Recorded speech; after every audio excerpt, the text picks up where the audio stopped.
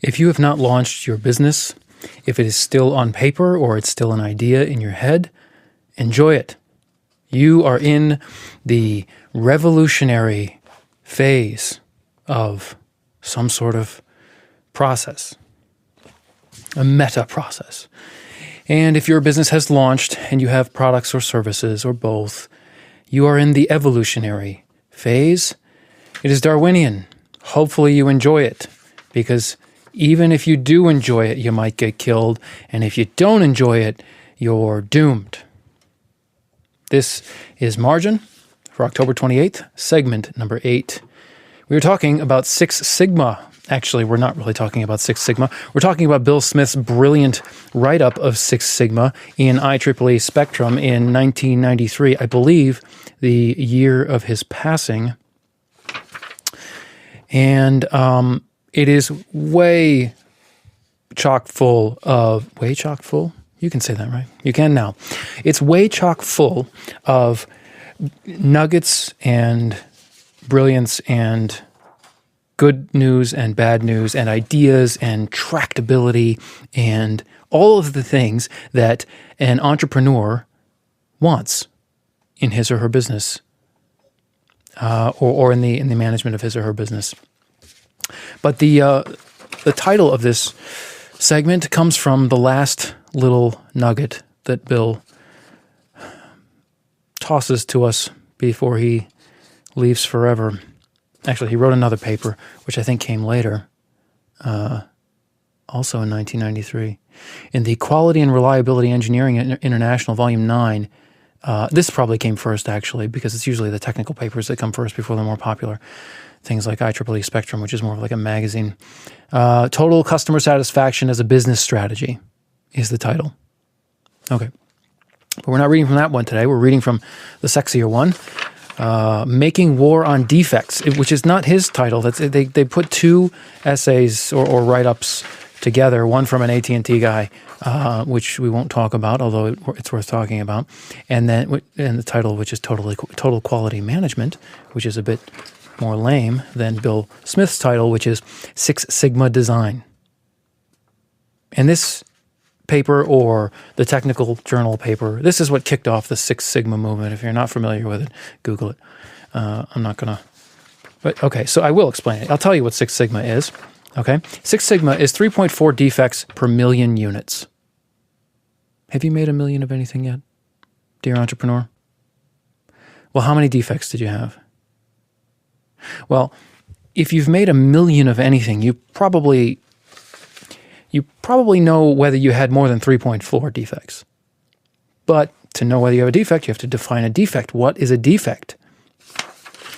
Well, Bill says, it's a failure to satisfy a customer, who is everyone from the next person in the process to the end user. So failure to satisfy any of those people, that's a defect. Now, that's still kind of fuzzy.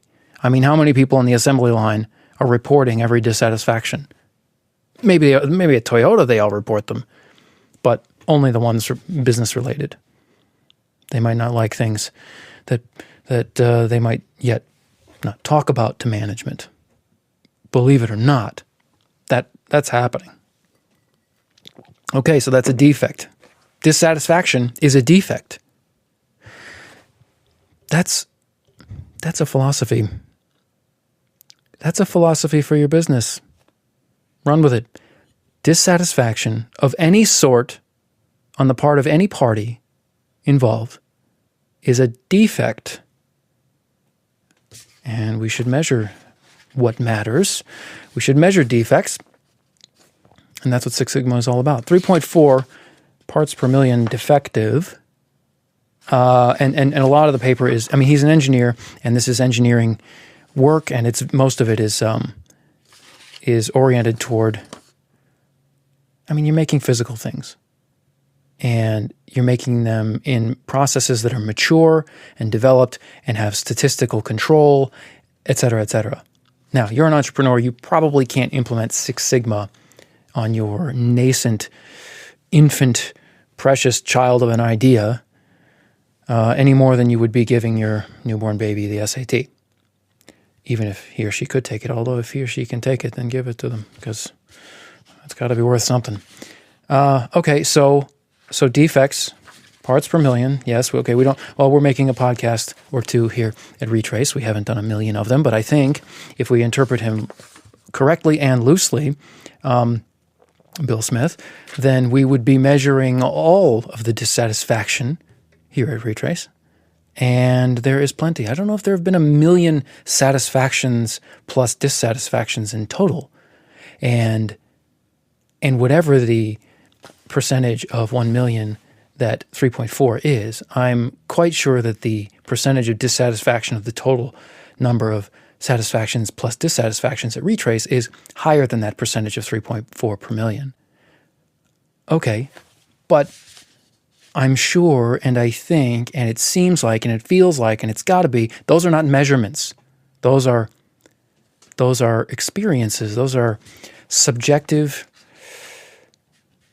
expressions of fleeting thoughts and other sorts of internal events that are not helpful in engineering. Okay. What's the big deal? Why Six Sigma? Why put a fancy statistics term into the business world? And why did it catch on? And why is it that most of what you will read written about Six Sigma is garbage? Garbage. Now, that said, I'm not a process engineer. I don't work in an industry that's ever used process engineering. I've never worked in a factory or a warehouse. So it's, take what I say with a grain of salt to your listener, but it is garbage. It is just, and how do I know? Because it's incomprehensible, and it's not because it's out of technical reach. It's just jargon and acronyms and jargon. And do they use them consistently? Nah. Okay, yeah-ish, sort of. Just Google it if you want to put yourself through the garbage, or you think that I'm not telling you my truth, short of the truth. But it's garbage. So, but Bill Smith is not garbage. Bill Smith is not garbage. It started as gold, and there's been plenty of gold that's come from this initial gold nugget. It's gold that grows. Can you imagine that? Gold that grows. That's what Bill Smith's paper on Six Sigma design is, and that's not what most of what's written about Six Sigma is otherwise. Defects, not just defective parts, but defects of any sort of dissatisfaction is a defect. Anybody can be the customer too.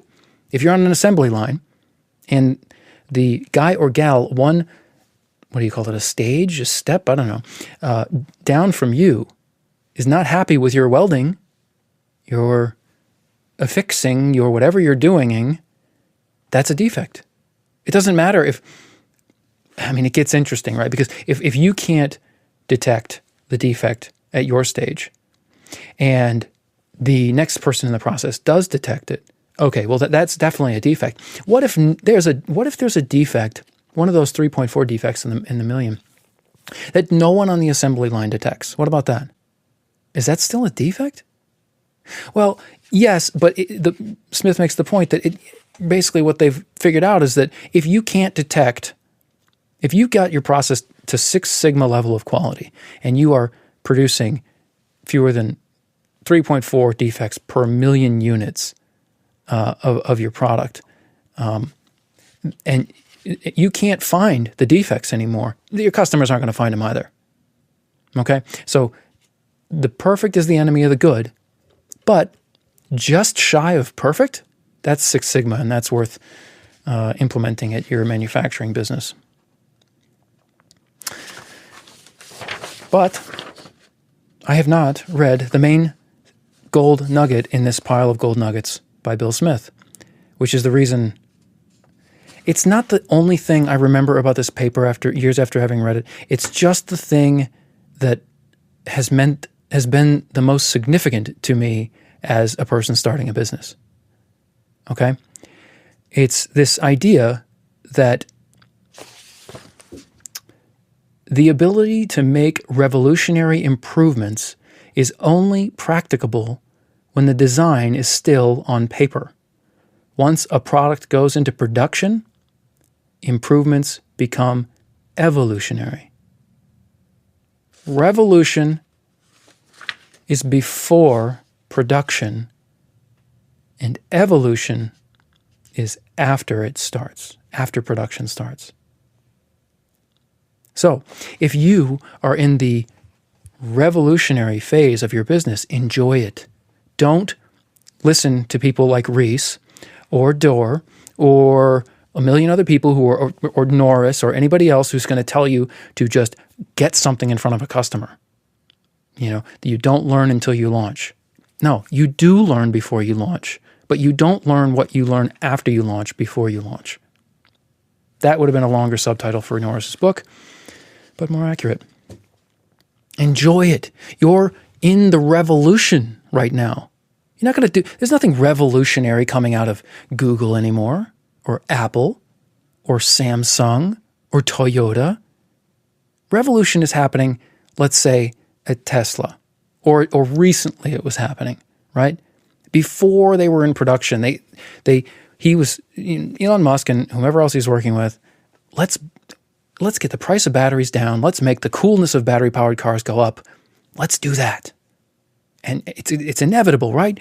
Fossil fuels are going the way of the dinosaur, which is ironic because aren't they dinosaurs, fossil fuels?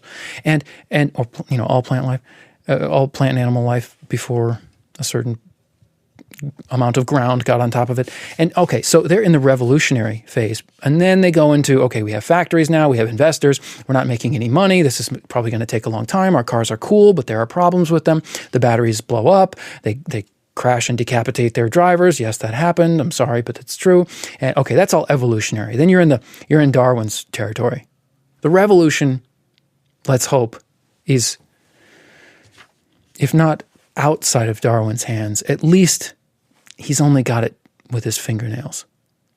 Evolution is sort of depressing. Like, it's just so bloody and cutthroat and merciless. And yet it can produce amazing, great things like your friends and family. But revolution, right? When you're dissatisfied, when you've experienced a defect, well, maybe you are the defect, you're dissatisfied. How about some revolution? Huh? We can't fix this. This feels too bad. This feels like crap. Revolution. If you're not in production yet, if it's still on paper, there's still time for revolution. You will not hear that from many people, but Bill Smith sort of incidentally makes the point at the end of his paper. Now, that said, if we're talking about Six Sigma, we're not talking about revolution, we're talking about evolution. We're talking about processes that have data sufficient to decide the question, is this Six Sigma level of quality or not? Is this process or is this design specification? Are we getting 3.4 defects per million or fewer? And then you got to make all these decisions about what to measure. Does this matter? You got to resist the temptation to measure what you can that doesn't matter. All this stuff that gets really complicated and it's very specific to your business and it's not worth preaching about, even if you're just swept off your feet by the ideas.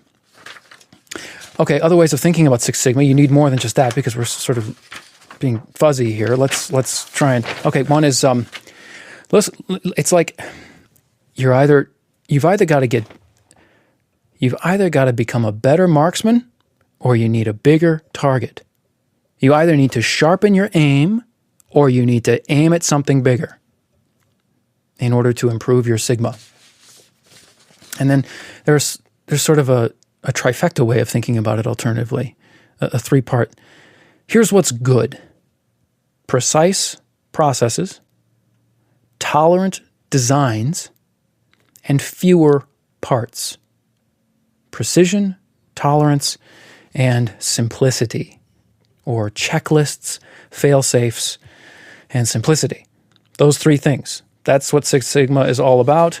It gets very mathematical and specific because it has to be, because it was designed by a Motorola engineer or consultant engineer consultant, Bill Smith, and others. He didn't design it by himself, I'm sure, but at Motorola in the 80s and 90s.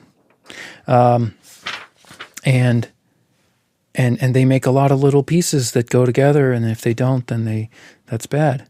Okay, so we need statistics, right? We need to measure, is this thing that's supposed to be 2 millimeters actually 2 millimeters, and is it 2.1 or 1.9 or 2.01 or whatever, and then we design. Okay, so if it's going to vary left to right of the size that we're specifying, that's sort of a deviation, and you have to account for that. You have to design your process so that it can handle the deviations of other processes without leading to defects. Okay, so you've either got to reduce the variation. That's aiming better at your target, or you've got to increase the size of the target. That's expanding the tolerance of the processes. That's what Six Sigma is all about. Anyway, precision, tolerance, and simplicity. And when we want to be precise, in our business, it means checklists. When we want to be tolerant in the podcasting business, it means fail-safes. I debated whether or not to tell you about this mistake that I made yesterday, but I'm going to tell you because it's instructive. Okay, so the show, it's called artwork, but the show images, the show squares, the little images that we make for each episode of Margin and Retraice, they have a certain design to them, and I knew that they were too similar. I knew that Retraice looked too much like Margin, and Margin looked too much like Retraice, and that was going to lead to something. I didn't know it was going to lead to something. I worried that it was going to lead to something, but I couldn't think of a good solution to it because I just wasn't trying, and I was not, I just didn't take it seriously, this little inkling that I had. And of course, the latest episode of Retraice went out with a Margin picture or a Margin label on it, which was probably confusing to those 4 people on YouTube who saw it before I caught it. Another thing that Bill Smith talks about is how expensive it is to fix things and how much cheaper it is to prevent them from going. But that's everybody, Toyota, and everybody talks about that.